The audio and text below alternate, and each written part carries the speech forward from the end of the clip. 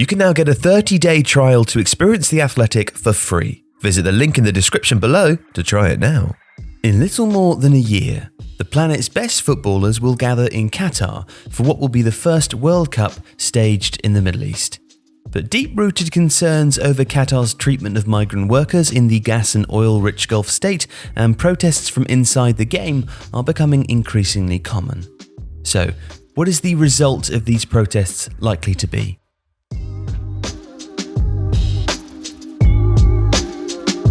The decision in December 2010 to name Qatar as host of next year's World Cup has been a source of great controversy ever since. And an alarmingly poor human rights record in the subsequent construction of 8 new stadiums has only heightened misgivings.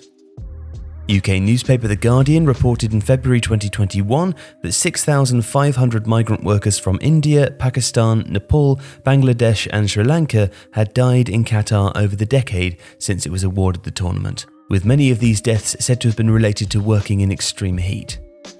Amnesty International has called it a World Cup of shame and alleged there have been cases of forced labour and exploitation. Qatar refutes that and maintains significant progress has been made owing to a labour reform programme. Now, migrants make up the vast majority of Qatar's workforce and have been vital in building the 8 stadiums and other facilities for the tournament. With a population of less than 3 million, Qatar has long been reliant on foreign labour, but the working conditions and rights afforded to them have consistently created deep reservations.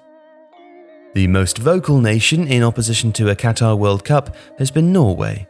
A group of top-flight Norwegian clubs, backed by their supporters, proposed a boycott of next year's event. This is more than just sport, Trond Haugvik, chairman of Odd in the southern city of Skane, told The Athletic in March. This is more about the soul of football. With qualifying underway, a formal vote was taken in June on whether Norway should boycott Qatar, but only 121 of the 489 delegates of the Norwegian's FA Federal Parliament offered the proposals their support. But the players from the national team have continued to make a stand. They wore t-shirts carrying the slogan "Human Rights on and off the pitch" ahead of their first World Cup qualifying game in March, and during their last international break held up a banner that read "Fair play for migrant workers" before facing the Netherlands. And they've not been alone. Norway's Scandinavian neighbours Denmark have taken a similarly disapproving stance, with national team coach Kasper Hjulmand saying that any player who declines to play at the World Cup in Qatar, if they qualify, would have his support. In September, Sweden's Football Federation cancelled plans for a training camp in Qatar in January after several Swedish clubs expressed concern. European powerhouses Germany and the Netherlands also made their feelings clear in the spring. German players lined up shoulder to shoulder before a qualifier against Iceland, wearing shirts printed with individual letters that spelt out human rights. The Dutch made it clear that they have no intention of boycotting a Qatar World Cup, but wore the same t-shirts as their Danish counterparts before facing Latvia in their first home qualifier in March. Now, FIFA do not allow political statements, but chose not to penalise any of the nations involved.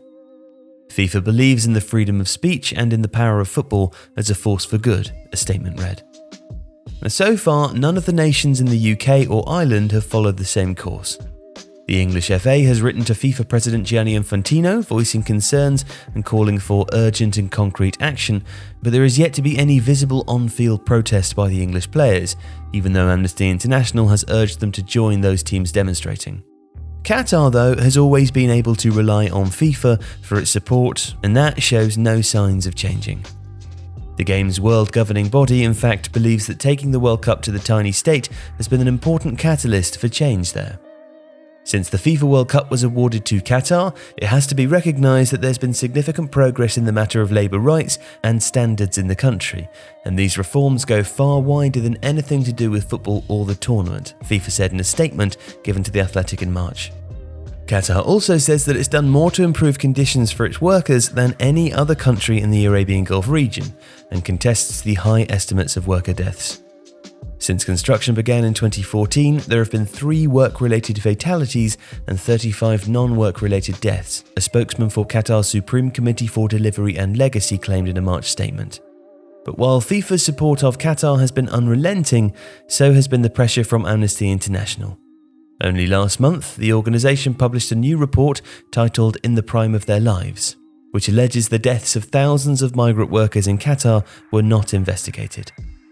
When relatively young and healthy men die suddenly after working long hours in extreme heat, it raises serious questions about the safety of working conditions in Qatar, said Stephen Cockburn, Amnesty's head of economic and social justice. A spokesperson for the Qatari government said that they do not support or agree with the position that Amnesty has taken against Qatar. And really none of this threatens the World Cup. It's too late for it to be played anywhere other than Qatar, but the hope is that a continued application of pressure, whether through teams or FAs, will have a lasting impact. UEFA established a working group with FIFA in May and has sent delegates to visit Qatar. Gijs de Jong, part of UEFA's visiting team, said, "It is clear that Qatar has made significant positive progress with human rights legislation in the last 3 years. The challenge is that the legalization is not yet universally adopted, and there is need for further work. Further delegations are expected to be sent over in the next 12 months. If you like this video, please consider subscribing to the channel. And if you do enjoy Tifo, then you'll probably also like The Athletic. If you watch our tactics videos, you should go and read Michael Cox. If you're into data, read Tom Warville. And if you're into transfers, it's David Ornstein. Plus, if you're a fan of any Premier League team, then there's a journalist dedicated to you, and you can try it for free for 30 days now by clicking the link in the description.